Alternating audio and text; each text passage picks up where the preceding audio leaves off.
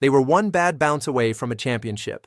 One ground ball that kicked the wrong way off Isaiah Kiner-Falefa's glove in the ninth inning of Game 7.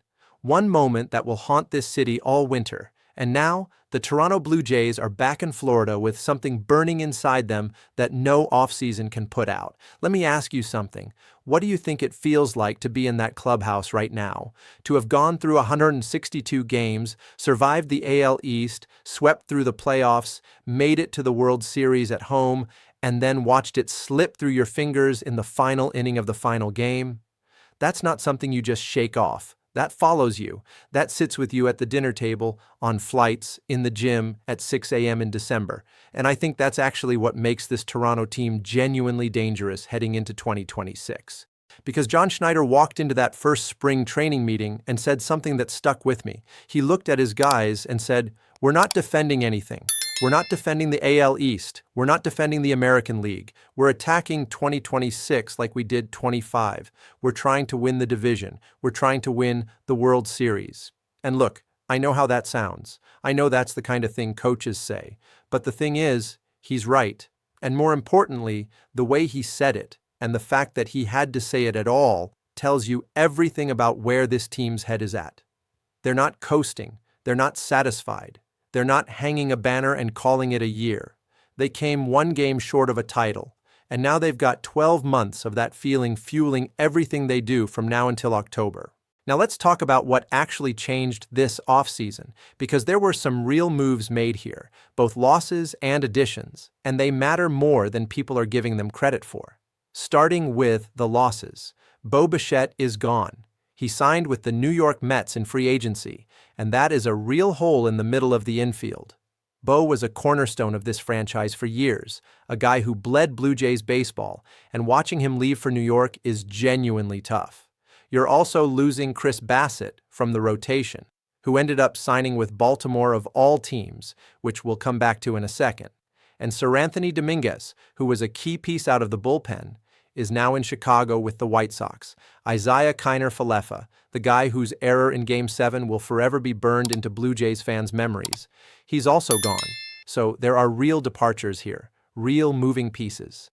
But here's where it gets interesting. The front office didn't just sit on their hands. They went out and signed Dylan Cease, early, away from San Diego, before anyone else could really get in the mix. And if you've been paying attention to Dylan Cease over the last 2 seasons, you know what kind of arm this guy has.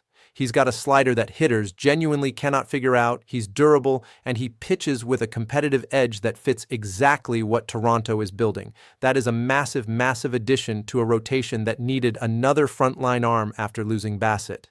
They also signed Kazuma Okamoto, one of the top Japanese free agents available this winter. Third base was a question mark after some roster shuffling, and Okamoto gives them an intriguing power bat with legitimate defensive ability. We don't always know exactly what we're getting with international signings right away, but the scouting on this guy has been glowing, and Toronto clearly did their homework. Shane Bieber opted in for 2026, which honestly surprised people. He had an injury history that made some think he might explore other options, but he's back, and if he's healthy, that rotation suddenly looks very formidable. Cody Ponce was also added with some interesting upside, and they brought in Tyler Rogers for the bullpen, that submarine arm that is genuinely bizarre to face and has been effective for years. So when you put it all together, yes, there are losses. Real ones. But this team is still absolutely constructed to compete at the highest level. The core is intact. Vladimir Guerrero Jr. is still the face of this franchise. George Springer, Kevin Kiermaier, the guys who carried them through October last year, they're still here. And now you've added Cease and Okamoto on top of that. On paper, the Blue Jays are still the team to beat in the American League East. But here's what nobody wants to say out loud. The division got better, like legitimately better. Baltimore went out and signed Pete Alonso to hit behind all those young studs they've been developing, and they added Bassitt directly from Toronto's rotation. That's a team that was already scary with their pitching depth and their young core, and now they've got a legitimate middle-of-the-order presence and a proven innings eater at the top of the staff. The Orioles are going to be a problem all season long. The Yankees are the Yankees. They're going to get Gerrit Cole back at some point, and you know what that rotation looks like when he's healthy. You never count New York out, ever, and especially not in a division race. Boston added Ranger Suárez in free agency, a left-hander with postseason experience who gives them legitimate rotation depth they've been missing. The Red Sox are trending upward, and this was a move that signals they're serious about competing. And then there's Detroit. The Tigers went out and did something that nobody saw coming. They added Framber Valdez to a rotation that already had Tarik Skubal at the top, and then they brought back Justin Verlander. You want to talk about a team that could make a serious run? That pitching staff, if everyone stays healthy, is genuinely elite. They're not in the AL East, so the Blue Jays won't see them constantly. But if these two teams meet in October, that is a matchup worth paying attention to. The American League is loaded. That's the honest truth. There is no cakewalk. There is no guaranteed path to the World Series. And I think that's what makes John Schneider's message so important. You cannot walk into this season thinking about what happened last year, good or bad. You have to attack it fresh. You have to treat April 1st like everyone starts at zero, because they do.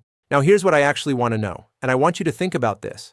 Is this Toronto team truly built to go back to the World Series, or is there a very real chance that one of these other AL teams steals the crown?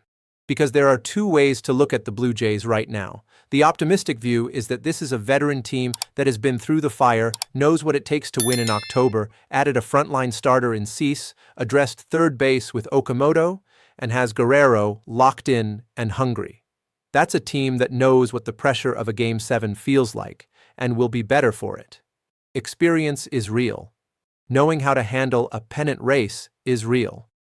The skeptical view is that they lost their shortstop, lost a starter from the rotation to a division rival, lost pieces from the bullpen, and are asking a lot of new pieces to step up immediately in a division where Baltimore, New York, Boston, and to some extent Detroit are all circling. Here's where I land. I think Toronto is still the favorite in the AL East. I think Dylan Cease makes this rotation genuinely scary, and I think this team has the kind of chip on their shoulder that tends to translate into wins. When you come that close and lose, one of two things happens. You either fold under the weight of it, or you come back mean. Everything about John Schneider's tone on that first day of spring training tells me this group is coming back mean. The Dodgers are waiting. The AL is loaded. And the Blue Jays have unfinished business. This is going to be a season worth watching every single day.